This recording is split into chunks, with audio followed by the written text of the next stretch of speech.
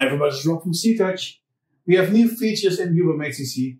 It's called Property Panel. That means if you have an object, like a shape,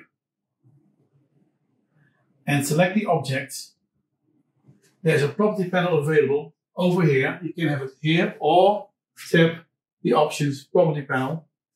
Now the property panel is available, is visible.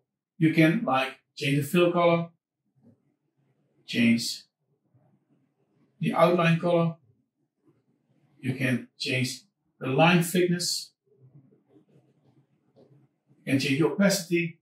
But the thing is, you can also use the animations now, like have it revealed.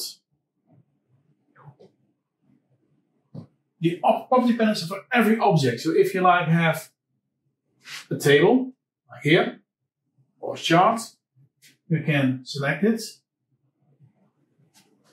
And now your property panel is for the selected table.